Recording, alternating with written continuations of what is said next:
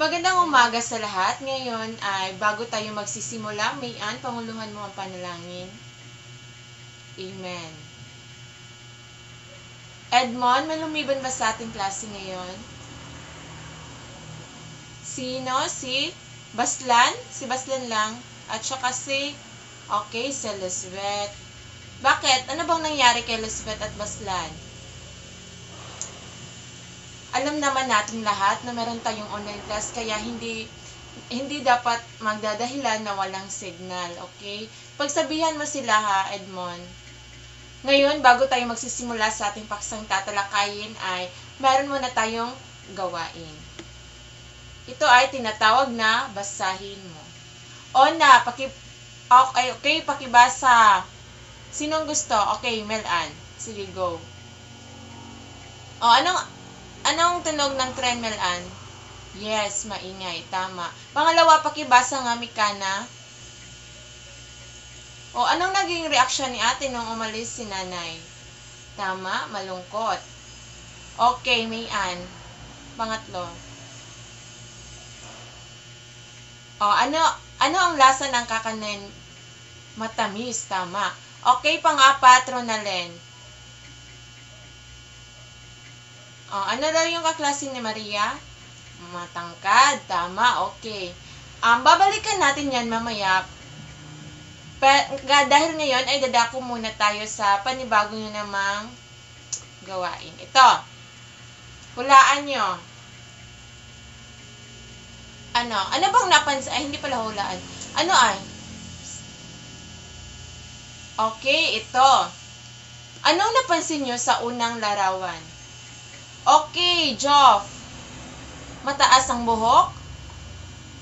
Prinsesa, dahil may may crown, okay? Okay. Okay, Joff. Sa pangalawa. Yes, Ronalen. Tama, masaya. Nagsasayaw? Tama, okay, Alea, nagsasayaw. Tama rin, nagsasayaw siya. Okay, sa pangatlo. Yes, Marites. Kumakanta, nagtutugtog ng gitara, tama. Sa pang-apat, okay, Vivero, tama, nagbabasa, nagduyan. Okay. Sige. Panglima, naghugas ng pinggan, tama ka dyan, Melan. Ngayon ay, meron ba kayong ideya tungkol sa ating paksang tatalakayin? Yes, maaari. Pwede din, Joff. Okay. Tingnan natin kung tama ba ang inyong mga sinagot. Tama. Ito ay patungkol sa pang-uri. Ano nga ba ang pang-uri? Pero bago iyan ay babasahin muna natin ang layunin. Una ay natutukoy ang mga uri ng pang-uri, pang-uring panglarawan, pamilang at panghalip. Pangalawa ay napapahalagahan ang tamang paggamit ng pang-uri sa pagpapahayag ng ideya sa akda. At pangatlo ay nagagamit ang mga pang-uri sa pagbuo ng mga makabuluhang pangungusap. Ngayon, tatalakayin natin ang pang-uri, pero ang magpapahayag niyan ay si Binibining Marites Tangkaw. Okay, sa pagpapatuloy, ibabahagi ko sa inyo ang mga bahagi ng pang-uri. Pero tignan muna natin kung ano nga ba ang ibig sabihin ng pang-uri. Okay, ang pang-uri ay isang salita na nagsasaad ng katanian o uri ng tao, hayop, bagay, lunan at iba pa, na tinutukoy ng pangalan o panghalip na kasama nito sa loob ng pangungusap. Okay, so ang pang-uri pala guys ay ito yung mga uri ng katangian ng hayop, tao, mga bagay at marami pang iba na involved sa pangalan na nakapaloob sa loob ng isang pangungusap. So meron tayong tatlong bahagi ng pang-uri. Ang una ay ang pang-uring panlarawan. Ito ay uring naglalarawan sa kulay, hugis, laki, ugali at iba pang katangian ng pangalan o panghalip. Halimbawa nito guys, malaki ang eskwelahan na kanyang pinapasukan. Sa tingin nyo guys, ano ang uring naglalarawan dito sa may uri ba dito na naglalarawan sa kulay, hugis, laki, ugali? Ano kaya guys? Okay, tama Melan. Naglalarawan ito sa laki dahil ang sabi niya malaki ang eskwelahan na kanyang pinapasukan. So, ang ating pang-uri dito ay malaki. Okay? Ang pangalawang bahagi naman ng pang-uri ay ang pang-uring pangtangi. Binubuo ng isang pangalang pambalana, common noun, at isang pangalang pantangi o proper noun. Ang pangalang pantangi na nagsisimula sa malaking titik ay naglalarawan o tumutukoy sa uri ng pangalang pambalana. So, guys, sa tingin nyo, alin dito ang salitang pang-uri? Yes, Joe? Bigyang? Bigyang? Bigyang ba? Okay, other hand, Ronalyn. Filipino? Yes, tama. Ito ay, ang pang-uring pagtangi dito sa halimbawang ito ay ang Filipino. Dahil ito ay naglalarawan o tumutukoy sa uri ng pangalang pambalana. Okay, at ang pangatlong uri naman ay ang pang-uring pamilam. Ito ay ang pang-uring naglalarawan sa bilang o dami ng pangalan o panghalip. Halimbawa nito ay, mayroon akong 2 kuya at 1 ate. Ang pang-uri natin dito guys ay 2 kuya at 1 ate dahil naglalarawan ito sa pamilang na pangalan o panghalip. Okay? Gets na ba? At doon na natatapos ang ating talakayan ngayong araw at alam kong nakinig kayo sa aking pagtatalakay kanina at alam ko din na naintindihan nyo ang mga uri ng pang-uri. Okay? At tanungan pa ba guys? Wala na? Okay. Magaling. Dahil dyan, meron tayong gagawin ha. Ihahati ko kayo. Ilan nga dito ang ilan nga ang bilang ng mga estudyante dito sa section na to? 23? 24? Okay. 24. Magaling. 24.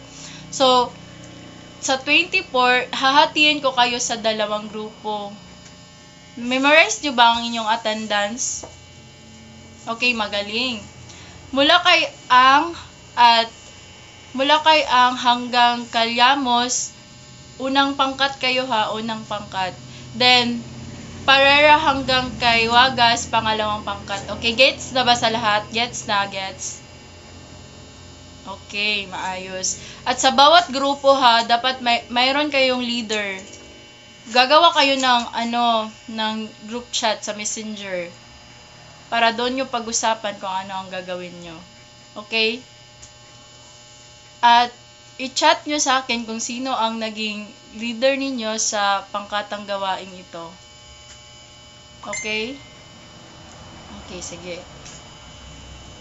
Mag-tap lang kayo ng heart guys if tapos na kayo mag-add ng inyong mga members sa group chat sa GC. Okay. Pangkat una, tapos na ba? Okay. Pangalawang pangkat. Okay, magaling. So, narito ang iyong gagawin. Panuto. Gamit ang ibibigay ko na larawan ay bubuo ang bawat grupo ng isang maikling talata na naglalarawan sa kanilang larawan na nakuha. Okay. Kung sino man yung group leader sa bawat pangkat ay i-chat nyo sa akin ha. Mag-chat kayo sa akin dahil doon ko ibibigay yung picture na gawan nyo ng talata. Okay? Okay, malinaw? Malinaw na ba sa lahat? Ipapasa nyo yan guys 3 PM ngayong araw. Okay lang ba? Nagkakaintindihan ba tayo guys? Okay. Magaling. Okay, may katanungan pa ba ang lahat? Meron pang katanungan tungkol sa ating paksa ngayon? Wala na? Sigurado? Dahil wala na kayong katanungan, ako ang magtatanong sa inyo. Ano nga yung pang-uri? Yes, Ronaldin. Tama, ito ay naglalarawan sa bagay, tao, hayop na nakapaloob sa isang pangungusap. Ano nga yung tatlong bahagi ng pang-uri? Yes, dumagno. Tama, ang unang uri ay ang panlarawan. Pangalawang uri naman? Yes, Joff. Ito ay ang tama, pantangi. At ang pangatlo naman, yes, Dioscoro. Tama, ito ay ang pamilang. Okay. Tunay nga meron kayong naintindihan sa ating talakayan ngayon at ako ay nagagala kung meron man kayo talagang naintindihan sa ating talakayan ngayong araw. At kung wala na talaga kayong katanungan ay meron akong ibibigay ulit sa inyo na isang gawain. Ito ay gumawa kayo ng tigdadalawang pangungusap na naglalarawan sa mga uri ng pang-uri. Pang-uring panlarawan, pamilang at panghalip. Sa isang kapat na papel, ipasa nyo yan, anong oras na ba? Dapat ipasa nyo yan, 1 p.m. 1 p.m. lang yung deadline ha. Magpapaskill ako ng sa GCR, tapos doon nyo ipapasa yung picture ha, ng isang kapat na papel. Yung malinis guys ha. Wag nyong wag nyong i-chat GPT. Okay? Malinaw ba sa lahat? Wala na talagang mga katanungan or mga gumagabagabag sa inyong mga kaisipan? Wala na? Okay. At para naman sa inyong takdang aralin ay hindi ako magbibigay sa inyo ng gawain ngayon, kundi ay makipagbanding lang kayo sa inyong pamilya, like maglaan kayo ng oras sa inyong pamilya, hindi puro cellphone lang, hindi puro Facebook. Yan guys ha, dapat may mabahagi kayo na picture together with your family sa susunod nating pagkikita para ma-happy naman ang everyone. Okay? Okay, paalam na sa lahat. Bye guys!